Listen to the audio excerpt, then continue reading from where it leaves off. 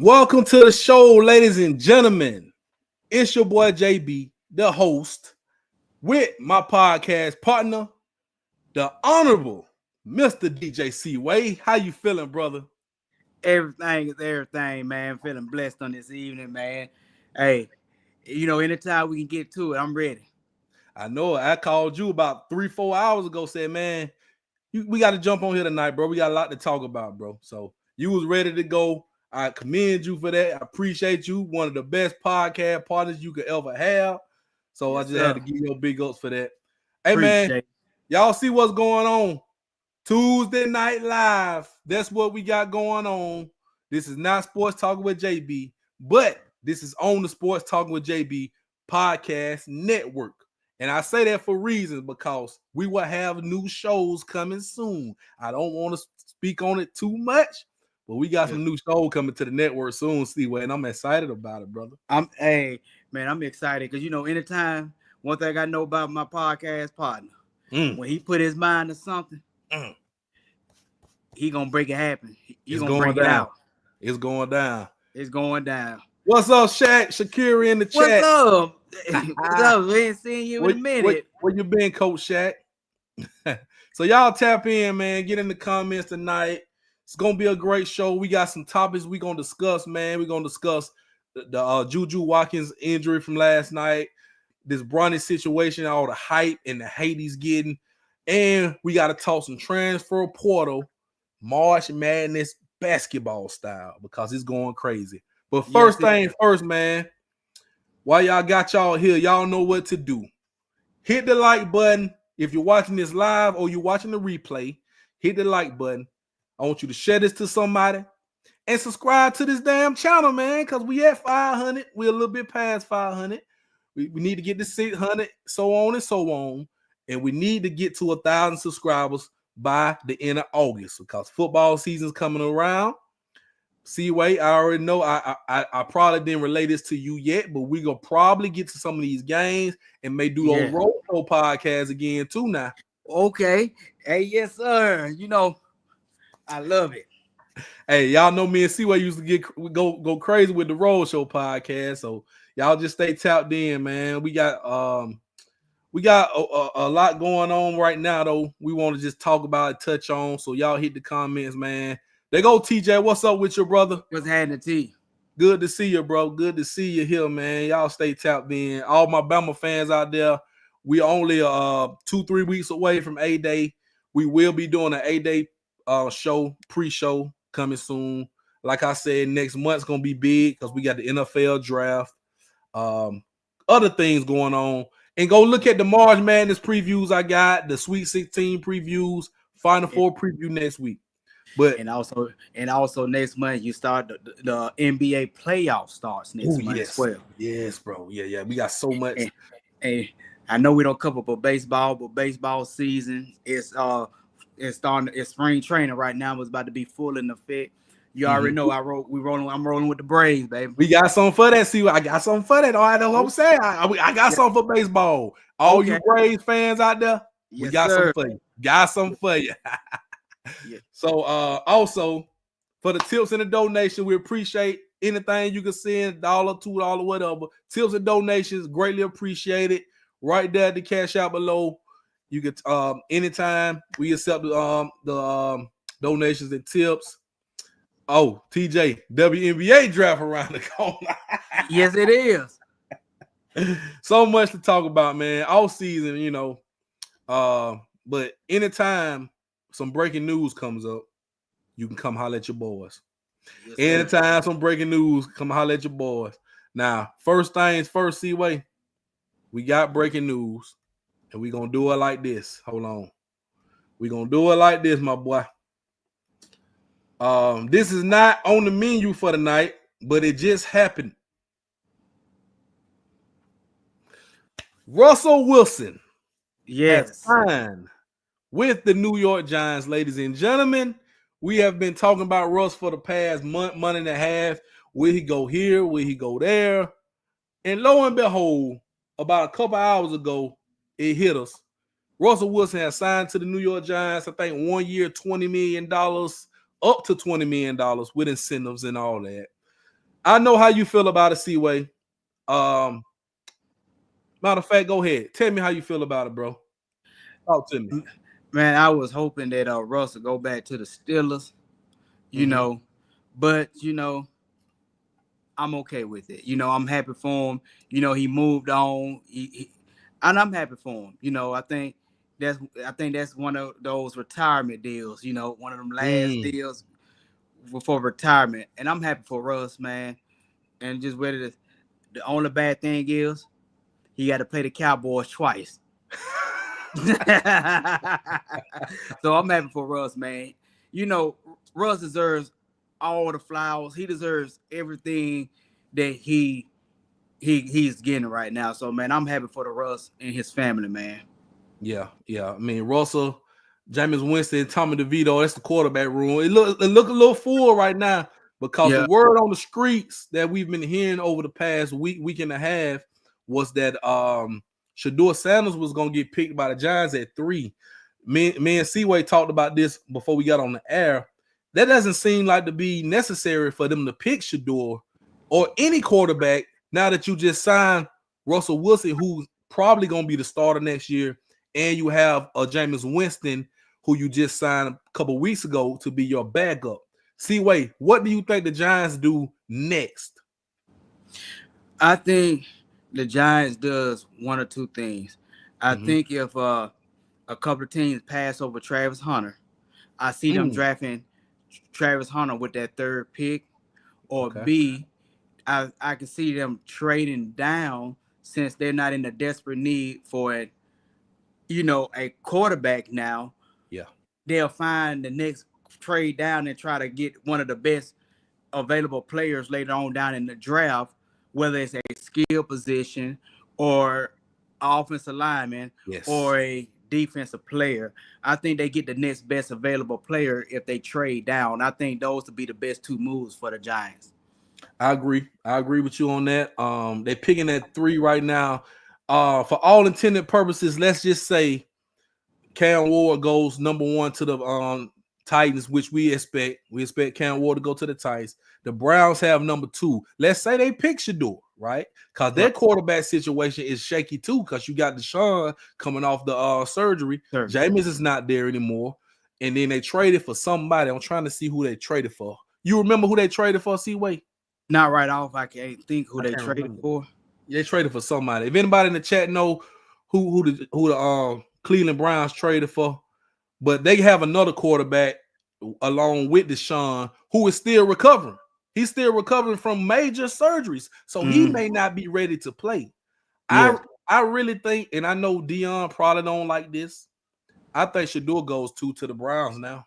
Yes, I said, and I think either way it goes, bro. As we looking at it, I can honestly see Cam number 1, Shedeur number 2, and Travis possibly number 3 if the Giants want to stay there if they don't trade down. So I mean, if I'm the Giants, bro, and the Patriots, if y'all want Travis that bad, give me your first for next year. Yeah, we'll swap it out. Give me your first for next year. I'll jump back, let you get Trav. We gonna fall back and go get us an Abdul Carter, or go get us the best offensive lineman available, or go get us a McMillan, the receiver from Arizona, to pair him with Malik Neighbors. And then next year we'll have your first round pick too. And I like that.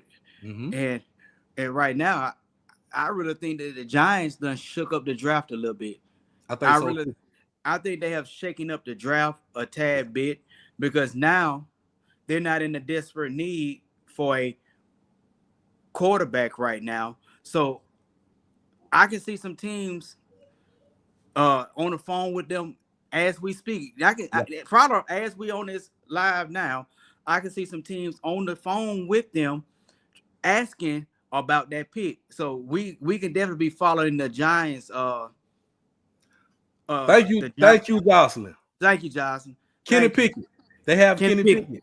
I think, and he's still young as well. Man, if they roll out week 1 with Kenny Pickett, the starting quarterback, they're gonna be picking right at the top of the draft once again. Once again, yes. But he's a serviceable backup. So, oh yeah, and he just got playing time in the Super Bowl. So yeah. Shouts out to Jocelyn Thomas, man. Appreciate that. And welcome back to the States. I know you went on a nice little vacation. Welcome back. We'll have you on the show again soon. Just for you, Jocelyn. No, sir. No side up. But all right, so we got more breaking news. That ain't the only thing. We got one more thing to talk about breaking. Yo, boy, Stephon Diggs and signed him a 3-year, $69 million contract with the Patriots. All right, so how you feel about this, C-Way? Man, I love it. I mean, a veteran receiver going to New England. They help out their rookie, where he ain't a rookie no more. Their young QB. Hey, I think that's a good move, and I can see them going skill position in the draft as well. Offensive line. Thank you, TJ. Yeah. Offensive line. See, I was gonna go there too. I was gonna say skill position or offensive lineman. Yeah, or Trav. Yeah, or Trav. Now, this is one of the answers to your questions. Who is going to be catching the ball? Diggs is making an incredible comeback. I've seen him work out. He looks good. He's toting a lot of weight. He's coming back off that injury. He may be ready to go. I ain't going to say may. He will be ready to go week 1. So you got your receipt. They have to have a lot of confidence. See, think about this. To give him 3 years, $69 million with a whole bunch of that guaranteed, you have to have confidence that he is going to be 100% come week 1. That's right. I think that's why they gave him that money, and they gave him on his potential. I think they gave him that money on what he can do on the field once he's healthy, and that is a interesting position. Where do you play Travis? If you draft him, yes. If you draft him, and we talked about this, if he wants to make the big money, the big bucks, maybe wide receiver, because we see what them boys chasing them getting now. But cornerback, a lot of people say cornerback is his real position. Patriots did get they met Mac Hollins, who don't wear no shoes. They got him too. That's a good, solid pickup. I ain't gonna say it's a big move, but it's a solid move. Yeah. And I like what the Patriots are doing. You invest in your quarterback, Drake May. Now you have to get him some weapons. You got to build that offensive line, like you said, TJ. So I think I would go best offensive line available. No slight to Travis Hunter, but we need O-line. We got to protect this young stud quarterback we invested in. And you make picks like Diggs and other free agent moves you made. Now you have to invest in that O-line. Yeah, and I'm with you on that because you can have all the skill players, all the running backs that you have, but your quarterback needs protection. And I think that's the biggest, and that was the biggest thing that they been struggling with the last couple of years, even with Mac Jones at quarterback. They have not really been able to protect their quarterback. So that would be the key position, I think. And once again, you don't know what position I still don't think that they don't know what position they'll put Travis at. That's the key. Once again, that's the key. I go, like you said, I would go offensive lineman to protect May moving forward. Yeah, I can see. I mean, it really, man, we're gonna do a draft preview show probably the week before the draft. But as of right now, brother, I don't really see a team. I don't know where Travis is going. I think he goes top 5. I don't think he gets past the Jaguars. But I really just don't know exactly where he goes. You see what I'm saying? Yeah. So it's going to be very interesting. But great pickup right here for the Patriots. Shouts out to Stephon Diggs, man, coming off a major injury to get that bag like that. That's awesome, bro. I like that. I like that a lot. and that's really good. So we gonna get to what we came to talk about, man. We appreciate y'all for joining. Like I said, hit the like button, smash that like button, because we got to get in the algorithm. This is a show that we just threw together today, Tuesday Night Live, and we got a few topics. So we're gonna get on to these topics right off top. And this first topic is something we really don't want to talk about, bro. But we got to talk about it. It's sad. You know what I'm saying? Let me get this off the screen right now. But all girl Juju, man. Juju went down yesterday, last night, actually, in the game, early on in the game, torn ACL. I saw it when I saw it, and the way she was holding her knee. I knew it. And man, it was sad to watch, bro. I turned the TV. I turned it, bro. I cannot see it. And then I actually saw it, the slow motion. It's on social media. So if you scrolling, when I saw that, bro, I almost shed a damn tear. Yeah, I'm like you. I stopped watching the game after I seen her went down, and the way she went down, I knew immediately that was ACL. Mm-hmm. Man, praying for her and her family for a speedy recovery. Man, you hate to see anybody get injured, but it's I know it's part of the game, but man, I hated to see her go down like that and hear her hollering. I couldn't watch it no more, bro. And that was tough. And the way they carried her off, bro. So this is somewhat the somewhat the players was tweeting out. Some of her colleagues. Angel Reese there, Leah Boss. You see a lot of the Flajay. They all sitting there condolence and their good vibes up to her. But man, to go out like that, and man, I said this months ago, just from watching some of her games. And we've been getting excited about women's basketball, even when the Angel Reese and the Caitlin Clark thing a couple years back, even with South Carolina, how they've been doing, how they've been reigning over, the college basketball. Juju comes in, takes this team from bottom to top, bro. Yes. Takes this team from bottom to top. Best player in the damn league. Best one. To me, the best women's college basketball player I've ever seen, bro. I've ever seen. In just 2 years, she's the best to me. No disrespect to Caitlin Clark or anybody else who came before, Maya Moores and all. Cheryl Miller's probably the GOAT, but I didn't see Cheryl Miller play because we weren't born. Yeah. You know what I'm saying? Cheryl Miller was balling when we was babies. Yeah, we have not, and me personally, you have not seen anyone dominate college basketball like this since Shamika Holdsclaw. Yes, bro. When she was at three-peat champion, you have not seen anyone just take the lead by storm, but she was going to take the lead. She was going to go down as the greatest college basketball player of all time. And that's why it hurts even more to see her go down like that. But man. Yeah, man. I like this from Caitlin Clark, man. Well, she tweeted this out, and we all agree, man, she'll come back stronger than ever. You know what I'm saying? Just the timing of this, bro. You never wish nobody to get injured, but the timing of this, I felt like they was gonna win the whole damn tournament. She was gonna be the champion. She was gonna be player of the year, MVP, and then have another year to go because she still had another year eligibility. But now she got to rehab, recover, and those ACLs, bro. Everybody don't come back the same from those ACLs. You either gonna come back stronger or it's gonna hinder you. And especially depending on what sport you playing, what position that you play, the mobility and all that plays a factor. Those are the hardest injuries. The ACL is the hardest injury, and the ACL and Achilles are two of the hardest injuries to come back from.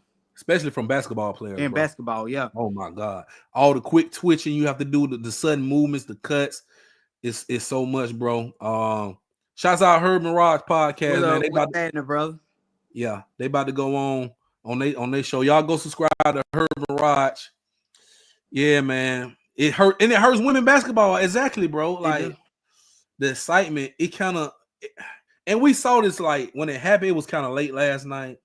But even waking up this morning, I saw all this praying for Juju. Like it ripped the world, bro. The world. The Yeah. world. He's like, you know how people were so affectionate about Caitlin Clark when she was making her run her couple years. Man, it's even magnified because Juju is a California kid playing at USC. Playing for a hometown, Hometown, yeah, bro. And you know, Caitlin Clark and Angel Reese, you know, took women's basketball by storm, and was passing the torch to girls like her, Fly J, and it's exciting to see, see this, and then to see how devastating the team was. Even announcers, from the team, the announcer, like you said, the whole world. She was not arrogant, a people's person, and carried herself that everybody, she was a people's person. Everybody loved her. So that's why it hurts even more. Yeah, man. That shook up the basketball world right there, bro. It really shook up the basketball world. I don't know, man. I really don't have much to say. I just wanted to go ahead and, express our condolences for her. She's gonna bounce back. Yeah. She's gonna bounce back, but I just hate it, bro, because I enjoyed watching her play. I've actually watched her play. The games come on like 9:00 because they're West Coast. Brian should stayed up watching her games, bro. Everybody did. And once again, man, it's been exciting the last couple years. Yeah. Watching women's basketball, and it's been very exciting, man. And, she's gonna be missed. But most of all, we pray for her strength and her well-being, and also her mental as well, because we got to pray for the mental aspect of it as well, because it could affect her mentally. So we'll pray. We just pray for her overall. Yeah, brother. So yeah, I really kind of lost words, bro. Like there's really nothing else you can say. Just prayers up to her, get well. She's my favorite women's basketball player, like I said, but it is what it is, man. We're gonna move on to another bittersweet. I want to give a shout out to let's give a shout out to Sarah Ashley Barker. Yes, man, who went off yesterday, bro. 45 points. You see it right there. School record. Hey, I mean, she did all she could do for the team to win. Went to 2 overtimes. And they just couldn't close the deal, bro. What you was gonna say? I was going to just say, man, that's why basketball was played to the last bit. When they was up 62 to 45, you thought it was over.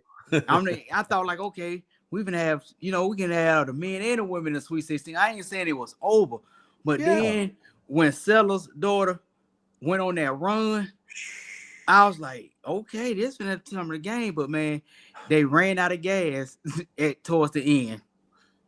And bro, and what well, one of the best games, bro. I'm telling you, I was at work. I watched half of the game. I got home, watched the rest of it. I was on the edge of my damn seat, and I was getting excited. And in that moment when she got fouled, and she went to the damn free throw line with 0 seconds left on the clock. She had to make all 3 for the game to continue, for that season to continue, for her college career to continue. And she went to that line, bro, made all 3. Yes. She made all 3, bro. You know how difficult that is? That's one of the most difficult things you can do. It's one of the most difficult. And I'm going to sit here and say this. I'm a LeBron. LeBron was going to miss one. Jordan probably would have missed. I don't know nobody, unless you are 90-some% free throw shooter, will make all 3. And even a 90-some% free throw shooter will probably miss one of them. Steph Curry will probably miss one. Steve Nash would have probably missed one. In that moment right there, where everything is on the line, brother, and you need all 3 to continue on, and she was exhausted playing the whole damn. Man, listen, bro. That was that right there. That was the biggest moment that stood out to me, even though they lost the game. When she went to that line and hit all 3 of them damn free throws on the road in the hostile territory, that was awesome. And they were yelling at her when she get ready to shoot out. Man, she number net, bro. All 3. That was man. I was like, boy, she cold-blooded. Cold-blooded. Unbelievable. That was the most precious thing I've seen all year, bro. Yeah, I was like, unbelievable. That was the most clutchest thing I've seen all year for her to hit them free throws, bro. But I hate it, bro. I hate it. Even March Madness had to thank her for putting on that incredible performance. And once again, oh my God. Hey, that's one thing. Hey, don't that just shows you, no matter what sport it is, Alabama brings excitement to the sports world. Don't it, man? Ain't it, man? Even when we take our L's, the whole world be tuned in. So, hey, we ain't just a football school anymore. We were, we worldwide. Yeah, man. And then the baseball team doing good too. Hey, we got a LeBron on the baseball team that's gonna probably be the number one pick in the MLB draft. You don't talk about that boy named LeBron, Justin LeBron. I know, right? Hey, man. So Alabama is a everything school, bro. Everything, but basketball, man. Them girls did that. They did their thing. I wish they would have got the job done because they would be playing it. They would have been playing in Birmingham this weekend, homecoming for Sarah Ashley Barker, who's from Birmingham. Her daddy is Jay Barker, who played quarterback for Alabama. That would have just been a great story. Yeah, would have been. Damn, man. And she gone too, bro. She going pro. She definitely going pro. Yeah, man. Damn. I hate it.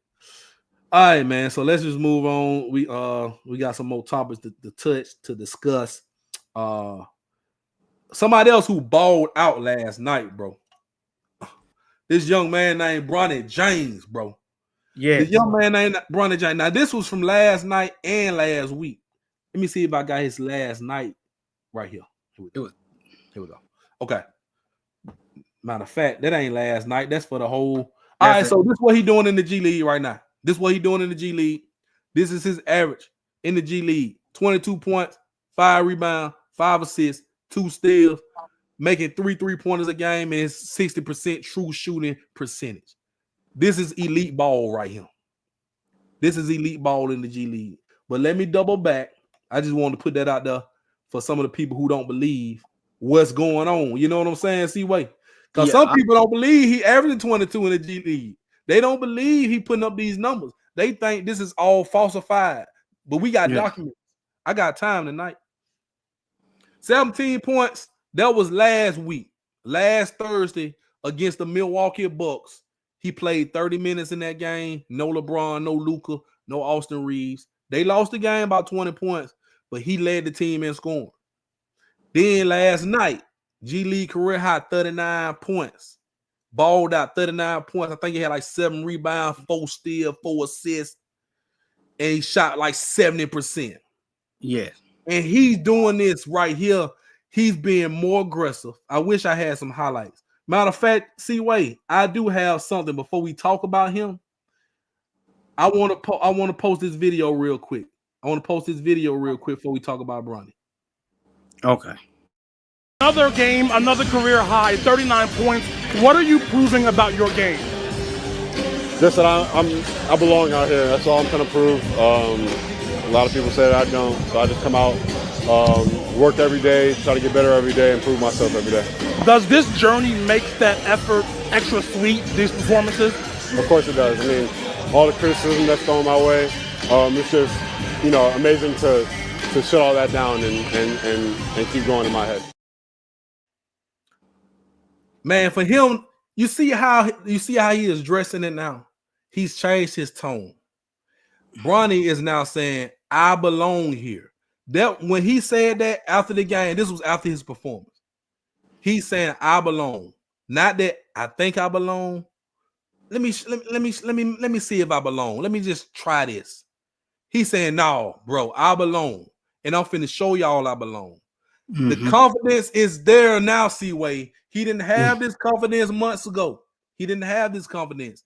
I think all the backlash that he's been getting from the Stephen A's and everybody else, all the stuff he's been getting is motivating him even more to go out there and kind of just take the training wheels off now and just go ball out. And that's what he's been doing. I watched him. I've been watching his G League games when I have a chance. I watched that whole second half of that game last night. And I was jumping up out of my seat when he was doing step back threes, crossing over, driving to the lane, getting and ones. He was out there balling. And what people won't they realize, it's a lot of guys who get drafted in the second round, go undrafted.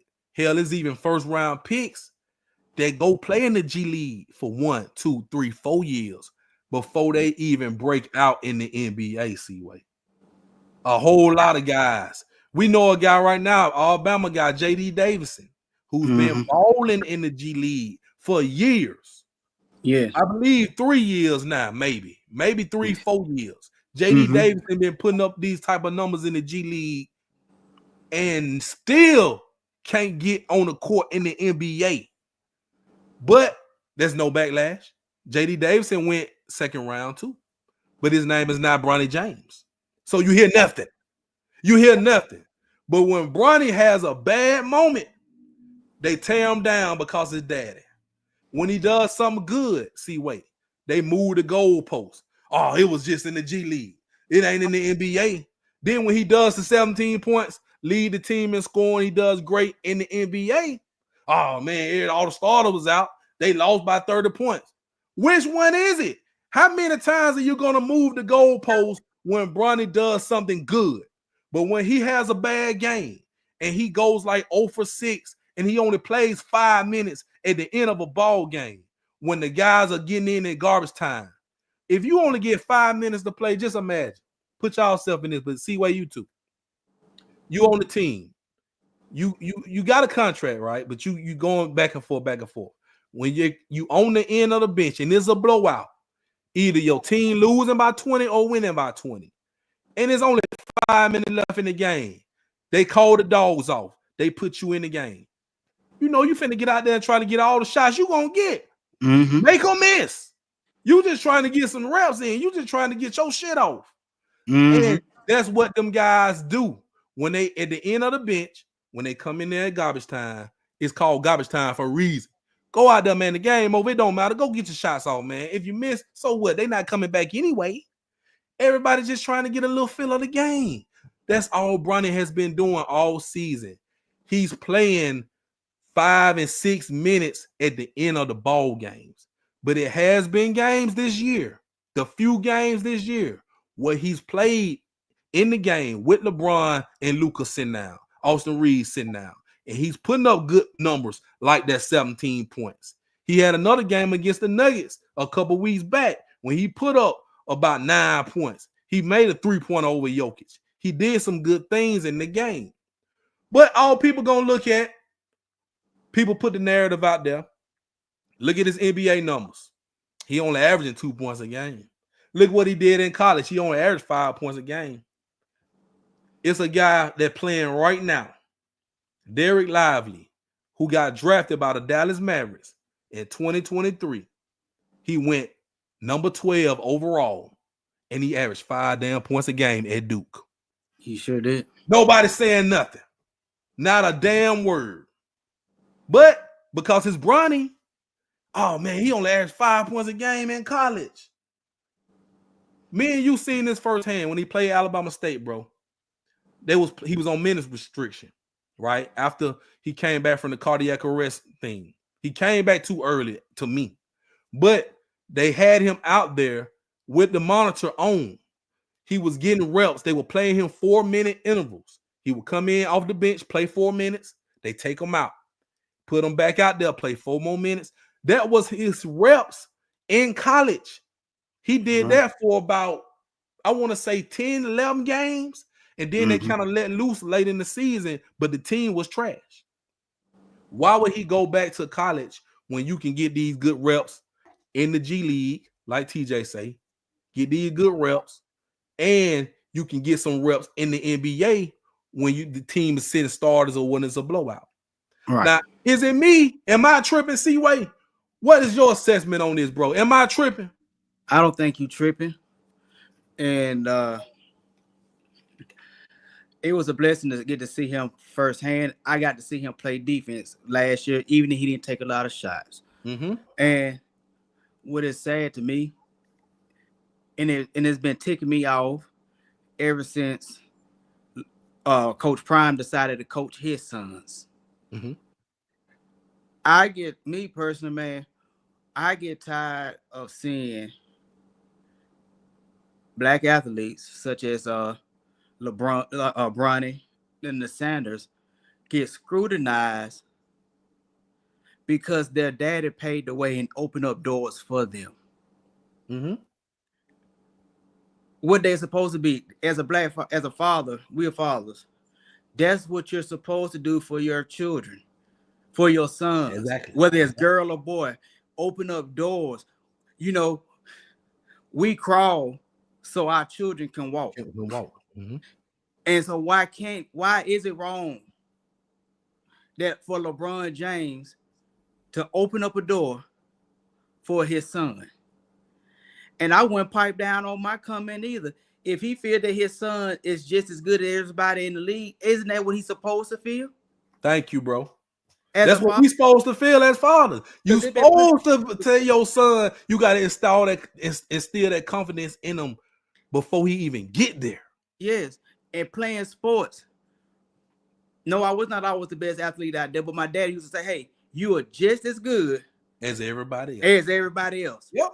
And you go prove them and give your all."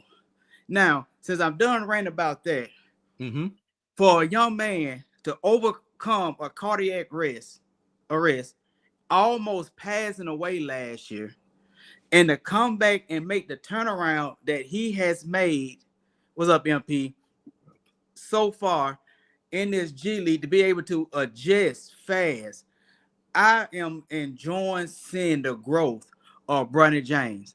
And I'm just being real. I'm a bigger Bronny fan than I am a LeBron fan. Just because you get to see his journey. Because I get to see his journey. You get to see him get raised from being a baby to deal with, go through circumstances going from Cleveland to LA as a following his son. You get to see him playing college, high school basketball at the Canyon. You get to see him being a big brother. You get to see him playing in college. Now you get to see him playing. What he is doing in the G League is impressive. He is overcoming the odds that they said that they won't come, that he can't overcome. Y'all said that he don't need to play on with the Lakers. They over exaggerated. He need to be in the G League. He is doing his thing in the G League. And now they trying to say he's in an overrated, he's playing against overrated teams. Make up your mind. Like moving the goalposts. They still moving the goalposts. Stop moving the goalposts. I got something else to throw at you. Yeah. He's only a rookie. He's 20 years old, and he is the youngest player in the G League to put these numbers up. You know how many guys in the G League in their 30s, bro? They've been playing in the G League for years. It's a lot of players, and he's a 20-year-old that have overcame a cardiac arrest. You looked at him work hard during the summer. He got his body in shape. You get to see him training against Garland and other good physical point guards during the summer. Bronny is not, yes, LeBron might have opened the door and got his foot in the door. But Bronny is taking advantage of every opportunity that his dad is providing for him. Now, I will say this. It'll be one thing if LeBron opened the door for Bronny, got him on the team, and he's averaging 2 points a game in the G League. By all means, talk. Yes. By all means, talk and criticize. Yes. Okay. Once again, when he played last week, I got tired of hearing it last week that I just cut the sports radio off for a little while. Okay, LeBron and Luka's not playing last week. The man, he scored 17 points. Now you want to downplay him scoring 17 points. But he showed you yes, it might have been one game, but that was just a taste of what you could possibly see him do when he's at his best. And yes, as a rookie, no, he's not going to go out there and score 17 points every single game. You can't say that he's not. He's going to struggle some games. Right. But I like how he is playing now with that chip on the shoulder. JB, I know you might not like this. He is playing with more of a grudge and more of a killing instinct right now than his father. His father can pay dues though. That's the difference. I'm saying early in his career. Early in his career. Because because man, you always talk about that no expression game was the best game, one of the best games I ever seen by LeBron. But you know what I'm saying? Right now, you have put a chip on this young man's shoulder. And you know how you know who had done it? You know who has done it? Stephen A. The media. The media and the fans on social media. Bronny does this. He watches the stuff. And you know, LeBron said this summer. He said Bronny don't give a shit about what everybody says. He don't care. LeBron really lied because Bronny do care. He's showing that he care now. Now he does, because now he see that he's not exempt from the backlash. And the next comment that I'm gonna say is no disrespect to the whites, because this don't have it. My comments now don't have anything to do with the race. I'm not a racist person, but I get tired of black folks bashing other good black fathers for being fathers, for being a great father and open up other doors for him. And I went back and forth with, you know, I've listened to both perspectives of how LeBron James confronted Stephen A. Smith. Right. I do think, me personally, I think that LeBron James could have pulled him to the side and said, hey, I need to talk to you after this game. But he didn't. But as a father, you know, I'm just saying stuff is bothering him. You know, he let his stuff go. Yeah, I think he let his emotions get the best of him. But as a father, as a man, you're not going to continue to attack my fatherhood. Right. And that's what he was doing. And that's what he was doing. You know what? See, now that you said that, and Stephen A. doubled down saying he wasn't talking about Bronny, he was talking about you, talking about LeBron. Yeah, you was talking about LeBron. You was judging him as a father. That's why LeBron confronted you, because you was talking about him as a father. And when we keep going, I wish I had the clip. I think I got the clip. Yeah. I think I still got that clip. Hold on. I think, hold what you got. Let me see if I still got that clip, so we can just get on the same page. Okay. Now, Wendy don't bring up your personal stuff. Stephen A. don't bring up your personal. Talk about your game. Talk about your game. I brought up Bronny James, and I had Draymond Green talking about I'm talking about LeBron James as a father. No. I am pleading with LeBron James as a father. Stop this. Stop this. See? You see what I'm saying? Yes. Doesn't that sound like somebody trying to call you out as a father? Call out the way you are parenting your child? And that'll make any. Hey, I'm just being real. Most of us, when somebody challenges us in that statement like this, you're begging and pleading as a father or a mother. When we see that person actually lay eyes on that person, we already know it's gonna be on site. Don't matter who it is. That's just in some of our DNA. But what I was about to say, I think that's too far. And I've never said that Bronny is exempt. We never said that, bro. We never said that he was exempt. But my personal thing is, that's not just with Bronny James. That's not just with the Sanders. That's not just with any athlete that's out there. When even as our tweets and when we make comments, keep it about the sport and not the personal attacks. Now, don't bring, families is off limits. Their parenthood is off limits. And with LeBron, then you praise him of being a father in the exact same sentence. But you know why, C-Way? And we know this. It's because LeBron is the most polarizing figure in the NBA history, bro. I mean, we talk Jordan. Jordan was like the face of the league for so long. Kobe, and you got Steph is like the baby face of the league. But LeBron, even when he came out, as the chosen one, all that time, his first time in Cleveland, then the decision kind of made him turn into a villain when he went to team up with Wade and all them, and even Stephen A. A lot of the media, they griped over that. Then he goes back to Cleveland, win the championship, puts himself on the pedestal. Can you tell you when they turned him to the villain? And I'm a Jordan man, but you me tell when LeBron became the villain? When? You remember when they had the best record in the NBA and they were doing a lot of the showboat, they was hype on the sideline, and when they lost in the playoff, that's when I started seeing LeBron become the villain. Yeah, but he was the villain when they made the decision. When everybody was That was before. in the I'm saying jersey and all that. that was before the decision.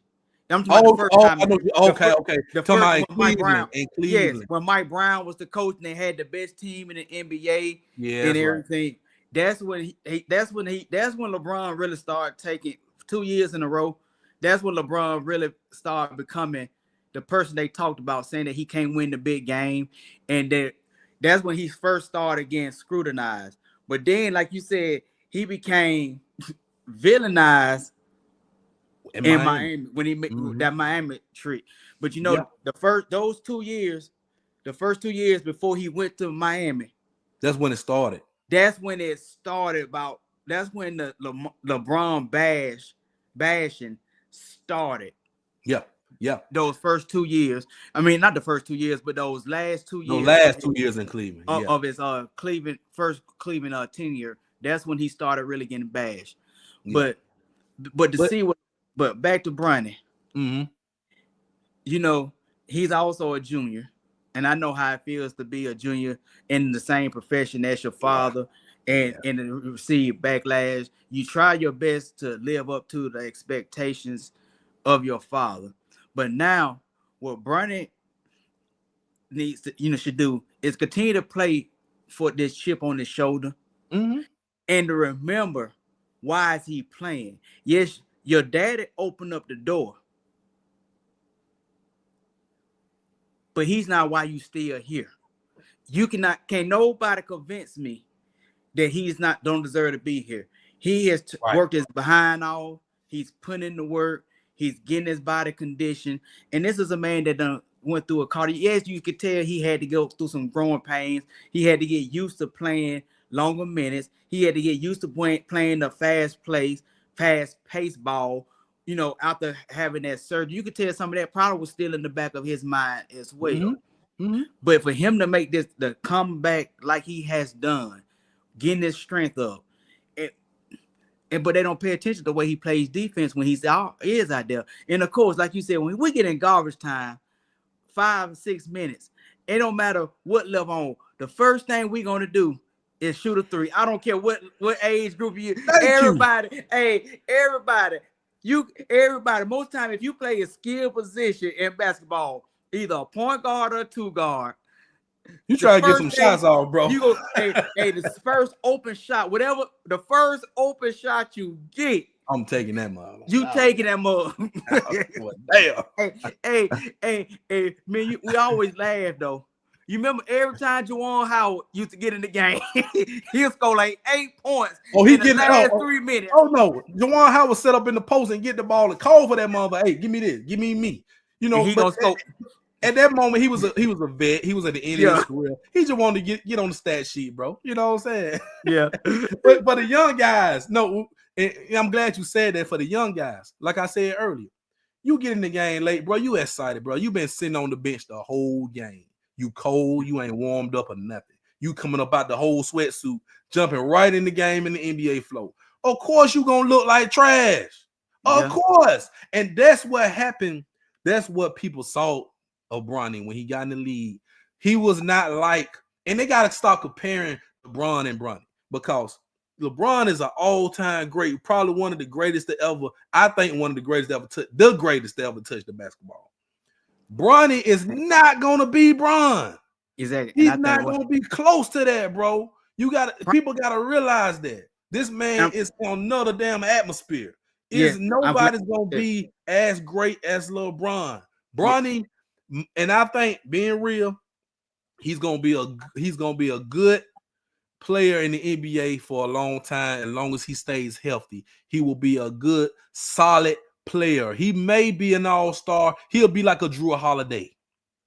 He'll be like a more athletic Drew Holiday, bro. Drew Holiday, it took him years to develop. Took Holiday, to come in the league. He didn't really become the Drew Holiday he is now until he got to Milwaukee a few years back, and he won a championship. Now he got a championship at Boston. I can see Bronny being that type of player. But damn, Drew Holiday in his 30s. And I got one more player I want to talk. I'm gonna let you talk. But you remember Gary Payton II? Yep.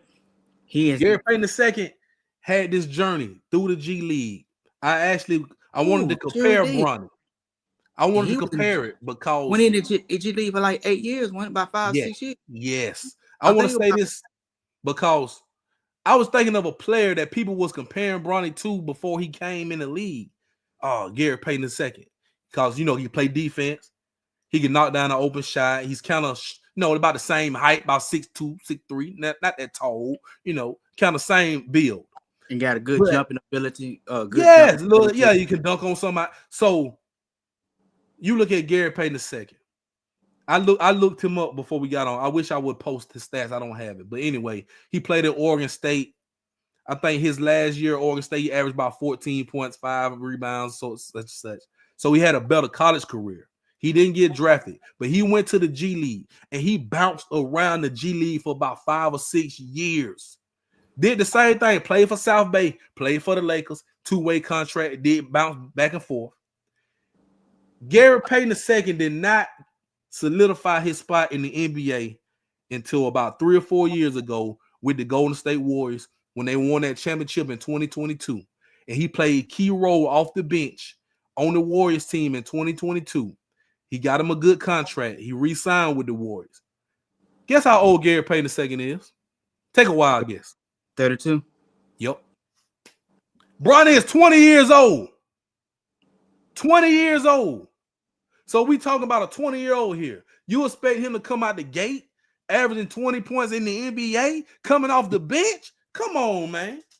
The expectations are unrealistic right now for Bronny James. Unrealistic expectations. He's a second round, number 55th pick. He probably would have went to somebody else if Rich Paul say don't draft him because we got a plan for him. Austin Reeves Seaway. And we know how good Austin Reeves is right now. But Austin Reeves went undrafted. Right. He's told a story where the Detroit Pistons was about to draft him at like number 50-something. He said, no, don't draft me. I'm going to the Lakers undrafted. They got a plan for me. Sent him to the G League, couple years, brought him back. Austin Reeves now is making $17 million a year, starting 2-guard for the Lakers, averaging 20 points a game. And he's in year, 4 or 5 right now. Mm-hmm. So everybody don't have the same path. A lot of people, Jermichael Green, shouts out to my dog, Jermichael from the Gump, was great in high school, great in college at Alabama. Did not get drafted in the NBA. He did the G League thing for years until he got his big break with Memphis. And Jermichael Green signed his real contract with Memphis. And he wound up playing in the NBA for probably about another 6-7 more years. Played with Golden State. Played with the Spurs. He played some good years. Got him some good money in the league. And right now, he's enjoying life, having babies, and living good. But he took the G League route. Ain't nothing wrong with taking the G League route, bro. Is that wrong with the G League? You still getting paid. At the end of the day, you want to get paid. You want to play. And sometimes your big break is coming. And everybody have their own journey. And I think Coach Prime said it best. Mm-hmm. He said that LeBron is his son. Even he compared his sons. He said, my sons is not going to be me because I was an exceptional athlete. LeBron is an exceptional athlete. Mm-hmm. And both players reminds me, their story and their journey reminds me of one another. They both came up and with their mothers raised them, their mothers, and they was playing to get their mama a nice house. They was playing to get their mama. You see what I'm talking about? You see what I'm talking about? See, man, it's you. See, it's you. It's you. It's and people so, like you. You. And so LeBron and Prime played for 2 different reasons. And their sons coming, and I'm just being honest, bro. Shadur and Shiloh are great athletes, just like Bronny and Bryce are great athletes. But they're not the same athletes in their son. Like Prime said, he tells his son to be the best them that they could be. Mm-hmm. And if That's all Bronny and Bryce can do. Just leave it Right. out on, just be the best them. Because you look at Ken Griffin, his daddy played together, but Ken Griffin ended up having a better career than his daddy because he was a better athlete than his daddy. Right. But nobody said nothing and bash the Mannings because their father paved the way for them. Right. I Sean I Smith said didn't hear- he'll agree with Julius. But what this is the thing. This is the thing. Let's double back. I don't know if y'all joined in late, but let's double back. Steve, we not talking about Stephen A. having the right to say what he said. Stephen A. basically said he talking about LeBron.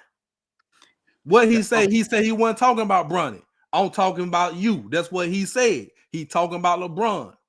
And matter of fact, let me roll the clip one more time. Let's do it again. Hold on. Let's do it again. In case you missed it. Now, Wendy don't bring up your personal stuff. Stephen A. don't bring up your personal. Talk about your game. Talk about your game. I brought up Bronny James, and I had Draymond Green talk about I'm talking about LeBron James as a father. No. I am pleading with LeBron James as a father. Stop this. Stop this. Can I go? Can I Go ahead, bro. Me personally, I don't have a problem with Stephen A. Smith critiquing Bronny's basketball game. I don't have a problem with Stephen A. Smith and other people saying that Bronny does not deserve to be in the basketball league. That's not my gripe.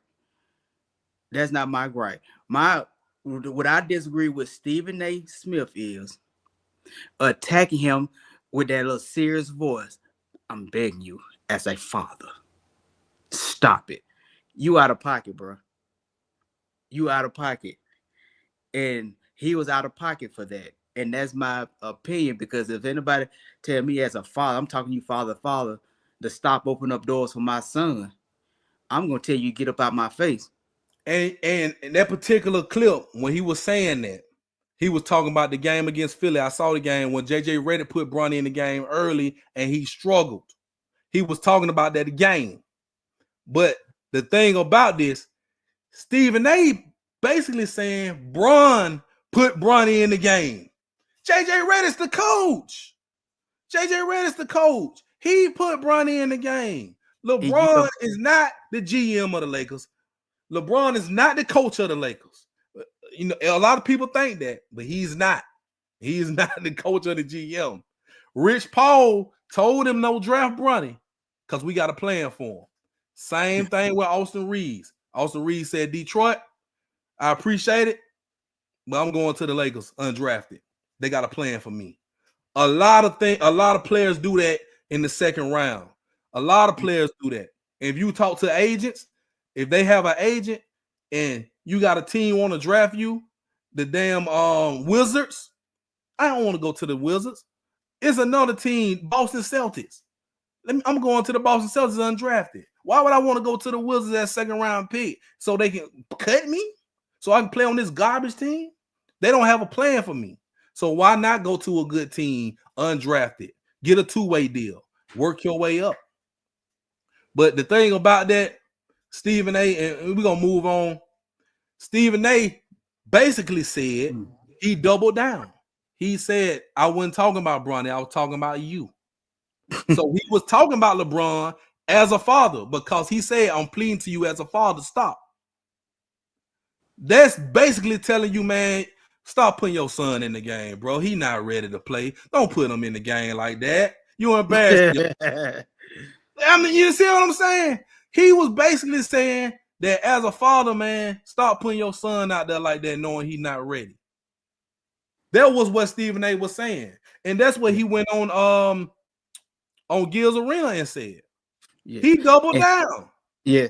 And even if you wanted to make a comment, father, that's something you pull somebody to the side. Or bro said that shit on national TV, bro. You don't say that on national TV.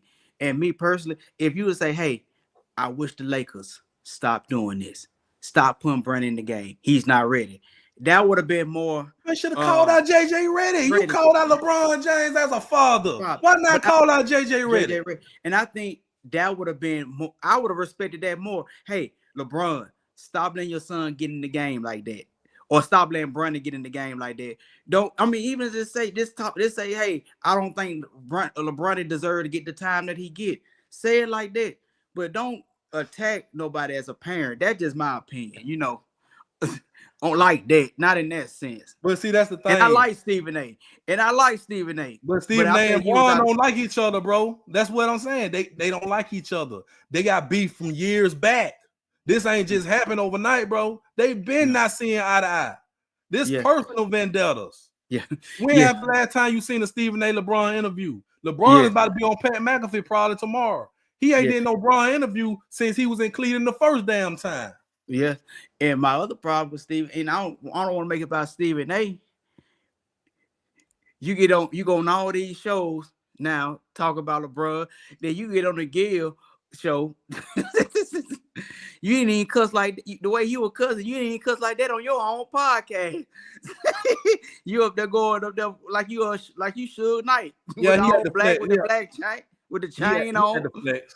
Yeah, he had go to flex flex a little it. bit. Hey, Stephen A. got his rocks off for about a week and a half. It's all good. But you know what I'm saying? But he changed his tune.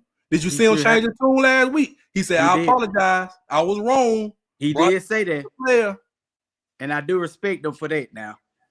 I do respect him how he did. Yeah, but it shouldn't take all that, bro. It could have been a conversation. And I don't like the fact that he say, man, he could have called me. Bro, you could have called Bron before you got on the air. You could have called him. It could have went both ways. You could have picked up the phone. Hey, Rich Paul got my number. No, bro. You could have called Rich Paul, say, man, let me holler at Bron real quick, bro. But it is what it is. You got to do it for ratings. You got to do it for views. So it is what it is. It happened, but I bet it won't happen no more. I bet he won't call him out as a father no more, Seaway. I know, right? He not. All right, we got one more thing to talk about, man. First thing first, this transfer portal going crazy, bro. It's going crazy in college. Over 700 players that entered the transfer portal since Monday. And guess what? It's right in the middle of March Madness. And they didn't even made it. It's just the middle. And what's going on is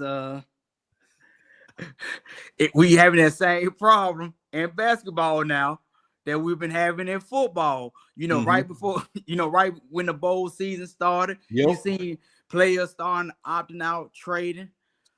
Man, they're gonna have to get it just like in football, they're gonna have to get a hold on this NIL and this transfer portal. Bro, check this out. Scottie Pippen's son, Justin Pippen, he got another son. Nobody talk about Pippen's son. Playing for Michigan.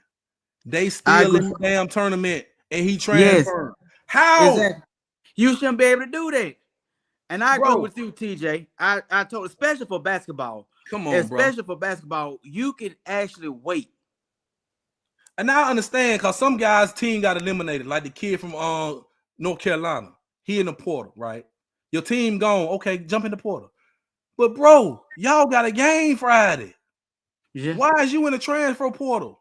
Are you going to leave your team or are you going to still be on the sideline? I want to know. If he hit the transfer portal, don't you got to?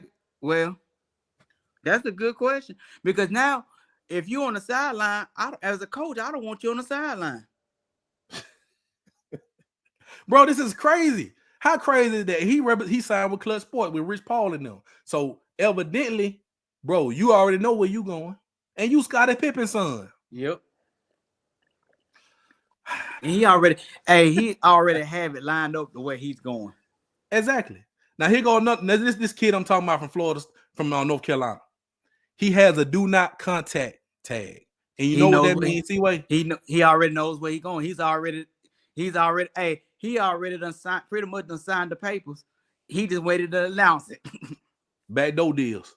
He already knew where he was going before he announced. A lot of that going on. Lot of that going on. So anytime you see a no contact tag, they already know where they're going, bro. Yep. They already know where they're going. But it's getting crazy because you got so many kids in the portal. Just like Nate said, bro, we trying to prepare for this game Thursday. We trying to recruit. And now we got to get the portal because we going to lose about 6 or 7 guys. We got to replace these guys. And when these guys getting in the portal, you got some good talent out there. You got some 5-star talent in that portal. You got some mid-major guys who averaging 20-some points a game in that portal. You want to get your hands on them guys before somebody else get them. But you know what it's going to be? A big distraction. It's going to be a distraction. You cannot prepare for a Sweet 16 game worrying about the damn transfer portal. And I agree with MP said. You know, it needs they don't need to transfer if that team is still in March Madness right now. And check this out. Hold on, let me find that. All right, transfer portal is crazy. There are kids asking for $2-3 million right now. The money has exploded crazy because there's no guardrails. There are no rules. It's been bad of a rule to implement as ever, and agents are taking advantage of it. Guess what? These during football season, right? Mm-hmm. We're gonna take a back seat. We seen it one of the worst this year that it ever has been. You know, in the transfer portal. You know, last football season, it's gonna be even worse this year. Mm-hmm. They saw what these NFL players, these college football players were doing. All they doing is follow the same trend. They saw the crazy numbers that those football players were getting. Guess what? These basketball players, they should have known that these basketball players gonna want the exact same thing, especially if they have led their team to a Sweet 16 or they scoring 22 points a game. You know, what did you expect? I mean, what did they expect? And especially if they are 5-star, especially if they already was a 5-star athlete going to some of these schools. Bro, Mikey Williams is in the portal. He was a highly talented player coming out of high school, had the legal troubles.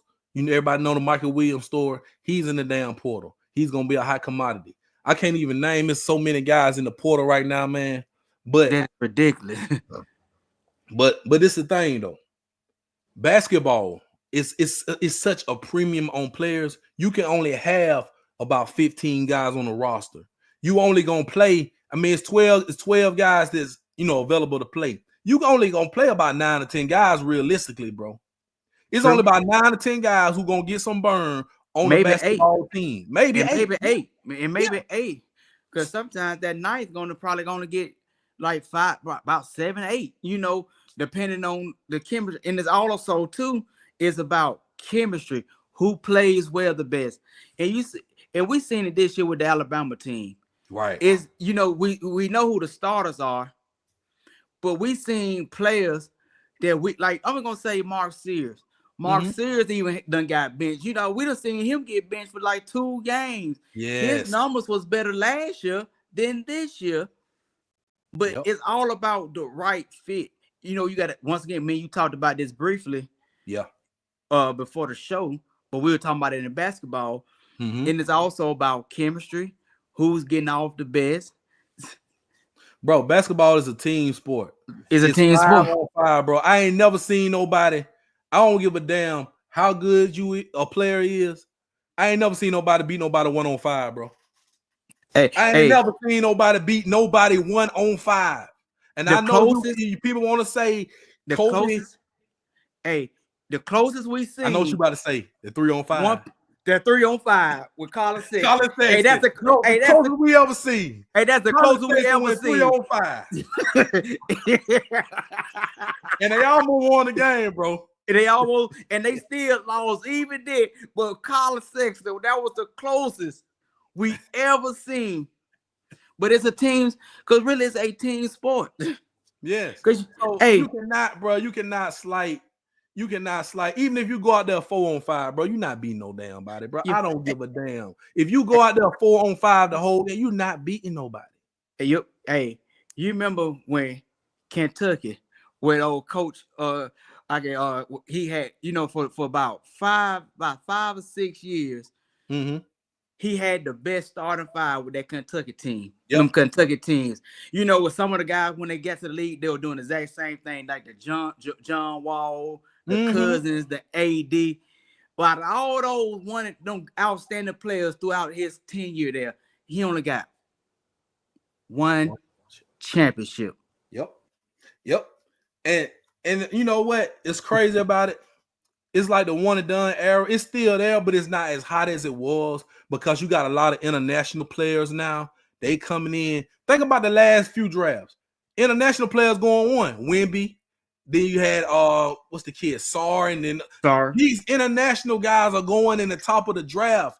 So right now for these college players, and I don't like to argue with folks on Twitter and stuff, but if you know basketball, now let me go to the big screen. If you know basketball, C-Way, and let's be real right now. Let's be real. We're going to the end of the show, but let's be real. Mark Sears, as great as he is now in college, is not going to get picked first round. Mark Sears probably won't even get drafted in the NBA, bro. It's going to be a lot of great players in college that's not going first round. They might not even go second round. They may go undrafted because if you go back and look at a lot of the greats, the college players that look at Jim. You remember Jimmer for that, bro? Mm-hmm.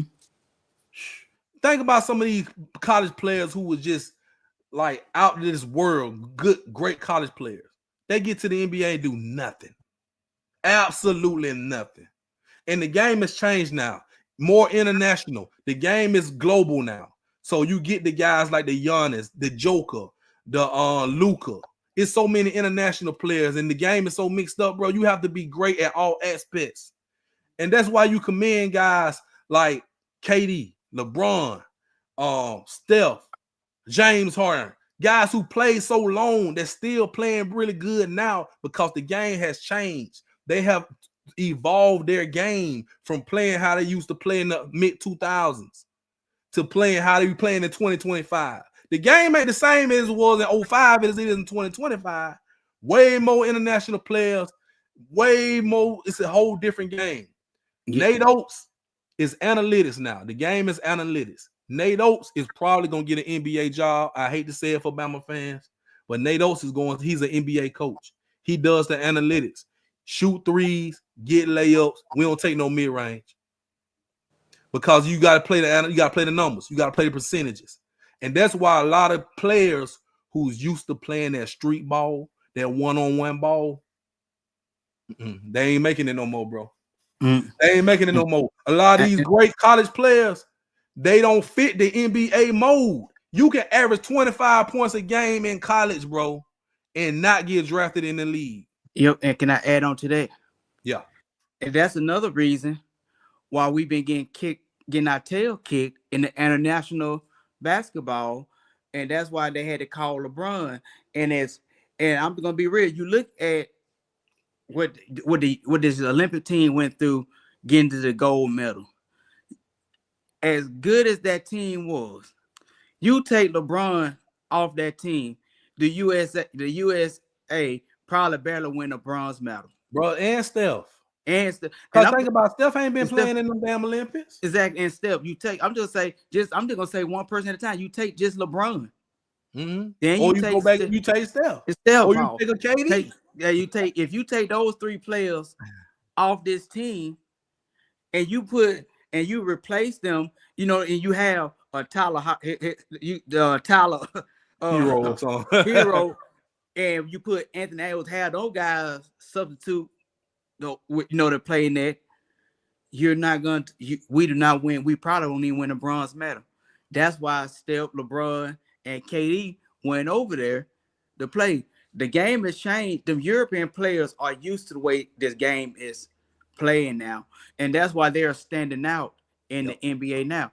And right now, if you look at the top 10 NBA players, in that top 10, you got 5 of them that are international players. Or from Canada, like Shea. You got Shea. You got Shea, you got Luka, you got Giannis, Jokic. I mean, Wemby, Embiid when he's healthy. Come on, bro. That just at the top of our head, that just 6 players right there. And right there, those. There you go. That's 3 of the top 5 right there. Right there. And it's a testament, bro, for the guys like you say, like LeBron and Steph Curry and Kevin Durant to still be mentioned with the top players in the league late in their career. Mm-hmm. It's still a testament for them to be mentioned. I mean, you can throw the Tatums in there and the Ants and all that, but bro, they next level. I mean, they are LeBron them are next level, and that's why. bro. And that's why if I don't care who your top 5 is, we're not getting into that tonight. Mm-hmm. But you have to, if you like these players, I'm just saying, if you like Steph, if you like LeBron, if you like KD or not, man, be appreciative of what these guys have brought to the league. And to be honest, it's gonna probably be a while before we see American players dominate the NBA the way that they guys have dominated and left their mark on basketball. Man, we might not live to see. We probably won't live to see nobody surpass LeBron's scoring record. We might not get to see nobody to catch Steph in 3-pointers. 3-pointers, exactly, bro. Exactly. And I'm just being real. Long time. It's gonna be a long time. We might not never see an unstoppable player that's 7 feet move and dominate like KD doing. I'm saying that the best scorer I've ever seen of all time. The best pure scorer of all time that does not have no weakness when it comes to offense. You're not gonna see anything like that again. And prayers up for Dame Dollar. I'm glad you said that, man. Blood clot. Yep. Out indefinitely, man. He's another all-time great, in my opinion. He don't have a championship, but boy, he's a great player. Damian Lillard, one man. Listen, bro, and he's one of them ones too. When you mention like James Harden, you got to mention Damian Lillard and Russell Westbrook. Kawhi. It's a lad. Paul George, man. Look, bro. That era, them guys they got drafted in the early from in the early 2000s, bro, before 2010. That era's going away. Yep. We better appreciate that era, bro. Because right now you're getting a lot more international players who's taking the bull by the horn and taking over this league. And we're gonna and just being honest, man, we're gonna see a lot of 3-pointers. That's just the way. That's the way that these players. I'm just gonna say these players got the green light a little bit more than the 90s, the 80s. Bro, they just shoot better, bro. I ain't never seen no 7'4" dude like Wemby. No, I'm talking about skill. No, I'm just talking about point guards right now. I was just talking about point guards and 2 guards. But you're right. Oh yeah, I'm saying you ain't never seen no. I ain't saying that they couldn't do it, but I never seen it consistently like this. Man, listen, man. You done seen a game where women they hit 7-8 threes, bro. I ain't never seen nobody. Come on, bro. I never seen nobody, man, for him to be 7'6" and to handle the ball the way he does, and you be looking like, man, they can take that ball, but they can't. Bro, it's a dude 7'9" that play with Florida. Hey, he been hitting on one-legged three too, like TJ said, one-legged three. Man, I'm talking about just incredible, bro. Yeah, bro, I'm for real, bro. I'm talking about it's crazy. His game is crazy, and he still, he got his little issues too. I think he had an issue, blood clot or something like that too. But man, I'm excited to see Wemby evolve because he's young too. Think about it, man. These guys are even younger now than they were. They coming in the league at 19, 20 years old. And it's still 22. I feel like he been 22 for a long time. And still young. He 21. Bro, Tatum is still in they still in their 20s, bro. Feel like 28. Tatum been in the league 10 years. Yeah, Tatum is like 28, ain't it? 28, man, 28. Bro, listen. I think the league is in good hands, though, bro. The league is in good hands, but we just putting all this out there because you look at these drafts, it's gonna be a whole lot, and you seen it. You have seen it in the past. This is go back the past 2 years when you seen international players go one, right? And you can probably look at the first round of the draft, bro. It's probably like 12 or 13 players is international that's been drafted in that first round. The whole half of the draft is international now. Yep. And I thought, me personally, man, I thought Dirk Nowitzki and Steve Nash were gonna be the only two international players to come, to dominate like they did. Bro, we didn't expect this coming up, bro. We did not expect this. And Paul Gasol wasn't great as an international. But now, bro, it's so many. It's so many, bro. Before we get out of here, bro, I ain't gonna let you get by. I ain't gonna let you skate without getting your March Madness picks. I need your picks, baby, for the Sweet 16. Okay. Give me them picks. We can go game by game if you want to. Yeah, let's go game by game. Okay. All right. Top left, first game, Auburn and Michigan. Who you got, bro? I got Bruce Pearl. No, I got Auburn. Okay. All right. Me too. Ole Miss, Michigan State. Who you got for that one? I'm gonna go Ole Miss with the upset. Ooh. I'm gonna go Tom Izzo, bro. I'm gonna go Michigan State. I'm gonna go Izzo. I'm gonna pick. I think Izzo got something for them boys. Now, Ole Miss, they look good though. They look good last weekend. I'll give them their prop. They surprised me. But I think Tom Izzo got something for them. All right, Florida and Maryland right there. Who you got? Florida. Me too. I got Florida. I like Maryland though. They got a good team, but I think Florida just on next level right now. Got Texas Tech, Arkansas. I'm gonna go with the Red Raiders. Ooh, boy, I'm going with the Razorback. I'm going Arkansas. I'm going Coach Cal. Boy, hey, they're gonna be a good game. Coach Cal got the boy playing though. They all playing. Coach Calipari got them boy playing ball. All right, top right, Duke, Arizona. I'm going Arizona with the upset. What? No, bro, I got Duke, bro. I don't know, but hey, man, them boy players some good ball, man. But they are balling. I don't know, bro. And it ain't just Cooper Flag, bro. Like, they got about 4 or 5 guys that turning up. Now, Arizona got a good team. That guard matchup between Tyrese Proctor and Caleb Love. It's gonna be awesome. Ooh, boy, that's gonna be good. All right, BYU Bama, we know where you're going. Oh, you already know. I got it. See it on my chest. Roll Tide. Double digits. We're gonna win by. I think we're gonna win by between 5 or 6. Okay, I'm with you. I'm with you on that. All right. What about Houston, Purdue? Whew. It's gonna be tough, boy. That's a tough one. Lord. I'm going Pimp C. Purdue. Oh, you going H-Time? Yeah, I'm going H-Time. I'm going with Pimp C. Bro, I'm going Purdue, bro. I got Purdue. I don't know, bro. Every time I watch Purdue play, bro, they play like the Spurs. Hey, they are physical and fundamentally sound. Didn't they walk the floor with us at the beginning of the season? Yeah, they beat the brace off of, bro. Hey, man, that white boy Bray Swift, that quarterback, that point guard they got, but he raw. I take that bet. I'm going Purdue. Now Houston got them. They got them boys. They got them grown men. But I don't know. I think Purdue got something for them. I'm gonna pick Purdue on that one. What about Kentucky on Tennessee? I'm going Kentucky because I just don't want to go root for Tennessee. Damn, bro. I got Tennessee, bro. I don't know. That dirty orange. Man, them Tennessee boys can play too. Them boys can play ball, man. I don't know.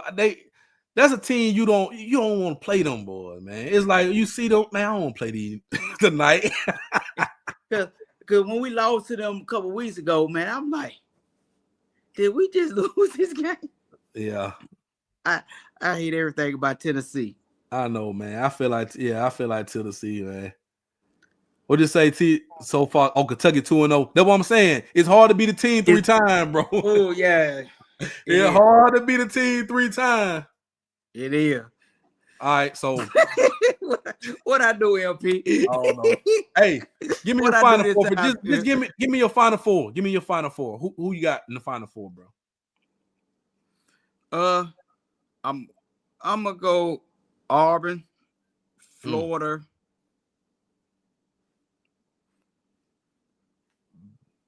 Bama, and Kentucky. All SEC? Yeah, I'm picking all SEC. All SEC. Bro, give me Michigan State. Give me Florida. Give me Duke. And give me Tennessee, bro. Yeah. Respectfully, bro. I'm saying respectfully, I do think Duke is the best. It's the best team. But we gonna root for Alabama though. I'm rooting for Alabama. And to be honest, me personally, just looking at all the teams, I do think that Duke and Florida has the best teams in this tournament. Yeah, I agree, bro. I mean, who will be the 3rd best team though? Auburn. When I call him Shabazz. When Auburn, when old dude ain't trying to fight in elbow. Every year, if that crazy joker if he can stop fighting Bacon and elbow, Mazzaro. yeah, if he can stop elbowing people, kicking folk, that dude like Draymond Green. If he can stop playing dirty, you know, every time he played dirty, Auburn lose, and he gets put out the game. You know, Auburn lose, and Auburn will be up by 10 points and still lose. And Because of lose him. because of him. He gets. But I think overall, man, I'm just being honest. There's no bias. I think Florida and Duke has the best teams in the NBA, and not the NBA, in the NCAA tournament. I like that too, TJ. I'm with it. I'm with it. Even though I picked Florida, I mean, Duke, yeah, I'm with it. Florida, Duke, Auburn, Alabama. I love to see Auburn, Alabama in the final. Yep, me too. LP, I'm still waiting for you to tell me what I did. It'll be a party, man. Imagine Auburn, Alabama in the finals, bro. Hey, that would be. We on separate side. Oh my goodness, y'all won't be able to tell us nothing. I'm talking about the whole state of Alabama. Y'all won't be able to tell us nothing, bro. You won't be able to tell us nothing. And we got to break the tie anyway, bro. Cause we both sitting there 1-1. Alabama, Auburn. We got to break the tie somehow. Hey, as they say, we got to run that fade back. We need that fade. We need that fade.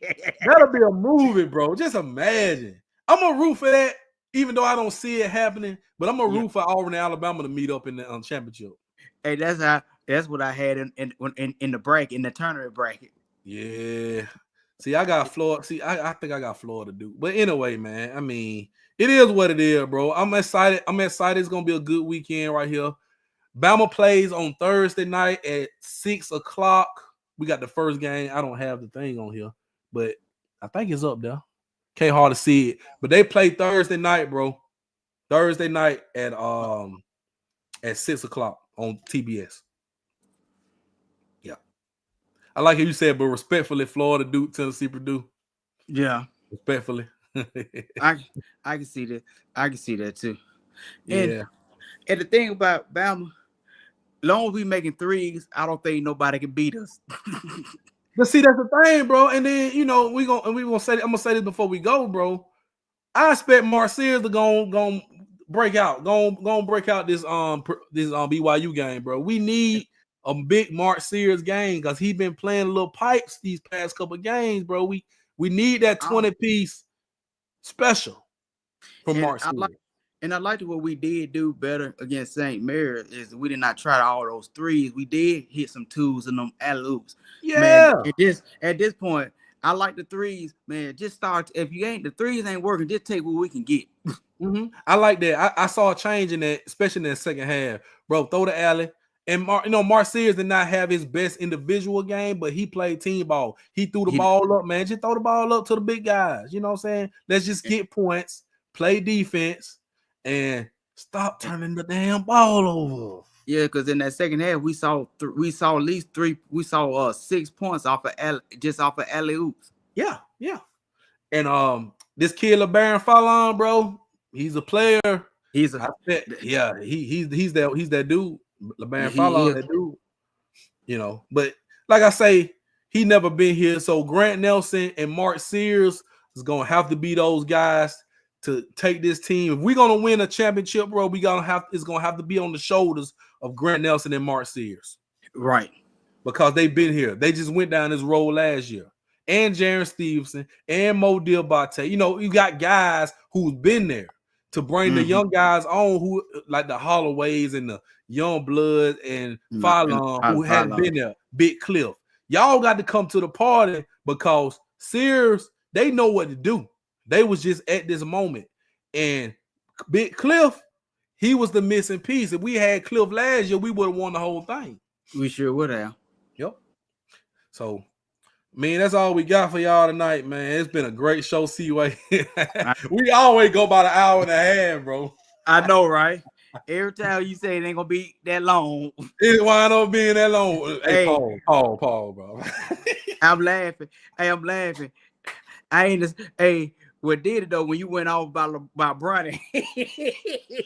Boy, I had to. I think that took. Hey. I had to. Yeah, it took about 30 minutes, but I had to. Hey, man, thank y'all once again, bro. Thank y'all, guys. Man. Tills and donations are greatly appreciated. Y'all see, man. Me and C-Way just been rocking out. these shows just came, like we just came up with this show, like really literally 2-3 hours before we went live. Man, where you at? Where your picks at? Yeah, where you at, man? Thank you, MP. Thank you. And anybody that watched this show, the replay, we appreciate y'all. Hit the like button, get in the comment section, man. Subscribe to the channel, share this with your people. Ain't no telling when we'll be back for another live, episode. Oh, what we got coming up next week? See what we got. I know we got a Final Four. I'm gonna do a Final Four preview next week. I'm gonna go live. You gonna join me? Of course, of course. We probably get Jocelyn too. Probably get Jocelyn on too. I think we're gonna do that one day, maybe Monday or Tuesday next week. What else we got? Of course, the NFL draft preview show is gonna go down. A-Day show first. We got the A-Day coming up in a couple weeks. So we're gonna get together, see what do something for A-Day. Okay. And y'all just stay tuned. Y'all just never know when some breaking news come up. We might have to jump on. Oh, yeah. Y'all just never know. But please keep supporting us. Like this content, share this content, subscribe to this channel. It's your boy JB, my podcast partner, DJ Seaway. And once again, we out. Holla at your boys.